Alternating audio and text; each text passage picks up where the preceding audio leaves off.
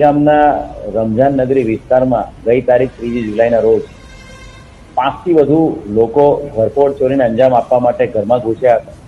ઘરફોડ ચોરી કરીને જ્યારે લોકો જઈ રહ્યા હતા ત્યારે ઘરના લોકો જાગી ગયા હતા અને લોકોએ બૂમાબૂમ કરતા આજુબાજુના રહેવાસીઓ પણ જાગી ગયા હતા અને લોકોના ટોળાએ ભેગા થઈને આજે ઘરફોડ ચોરી કરનારા જે ઈસમો છે એમાંથી 2 લોકોને પકડી પાડ્યા હતા. પરંતુ અન્ય જે ઘરફોડ ચોરી કરનારા ગુનેગારો હતા એ લોકોએ ખૂબ જ મોટો પથ્થરમારો લોકો ઉપર કર્યો હતો અને પથ્થરમારામાં જે ફરિયાદી છે જેના ઘરે ચોરી થઈ હતી એની આંખને ખૂબ જ ગંભીર ઈજા થઈ હતી. બનાવની ગંભીરતાને ધ્યાને રાખીને લૂંટના ગુનાની કલમો હેઠળ ગુનો દાખલ કરવામાં આવ્યો હતો. બનાવ એટલો ગંભીર હતો કે એની અંદર ક્રાઇમ બ્રાન્ચ, એસઓજી અને અલગ અલગ ટીમો કામે લગાડવામાં આવી હતી. ભેલાડ પોલીસ સ્ટેશન વિસ્તાર, સમગ્ર વલસાડ જિલ્લો, તમામ જગ્યાના સીસીટીવી કેમેરા 2000થી વધુ સીસીટીવી કેમેરાનો અભ્યાસ કરવામાં આવ્યો હતો.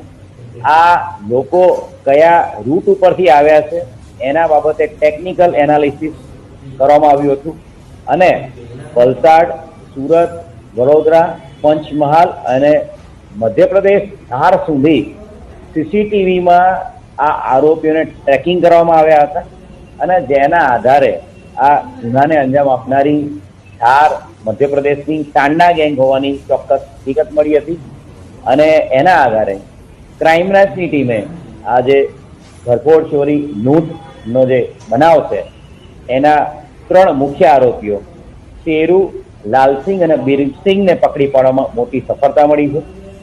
આ જે બનાવ છે એમાં જે શેરુ સિંગારે, લાલસિંહ સિંગારે અને શંભુ સિંગારે એ સરીગામ વિસ્તારમાં છેલ્લા કેટલાક મહિનાઓથી કડિયાકામ કરતા હતા અને એક પ્લાન મુજબ વિસ્તારના કયા વિસ્તારમાં ઘરફોડ ચોરી કરીને તાત્કાલિક ભાગી શકાય એવું છે એની રેકી કરી હતી અને રેકી કર્યા બાદ આ 3 જણાએ પોતાના જ જે નજીકના સગાવાલાઓ છે વીરસિંહ સિંગારે, કેરુ સિંગારે, અખ્તરસિંહ સિંગારે એ 3 લોકોને મધ્યપ્રદેશથી ઘરફોડ ચોરીના અને લૂંટના બનાવના 2 દિવસ પહેલા બોલાવી લીધા હતા અને આ 6 લોકો બનાવના દિવસે આ બનાવ માટે ગયા હતા અને એ લોકો ઘરફોડ ચોરી કરીને ભાગતા હતા ત્યારે પથ્થરમારામાં ફરિયાદીને ગંભીર પ્રકારની આંખ ઉપર ઈજાઓ થઈ હતી.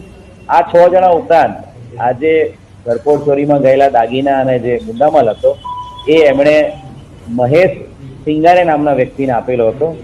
મહેશની પણ આપણે ધરપકડ કરી લીધી છે. ટોટલ આ ગુનામાં 4 આરોપીની ધરપકડ કરવામાં આવી છે અને અન્ય 3 આરોપી અખ્તરસિંહ ઠાકુર, શંભુ સિંગારે અને કેરુ સિંગારે એ 3 આરોપીઓ હાલ વોન્ટેડ છે. ખૂબ મોટી સફળતા આ લૂંટના ગુનાને ડિટેક્ટ કરવામાં મળી છે.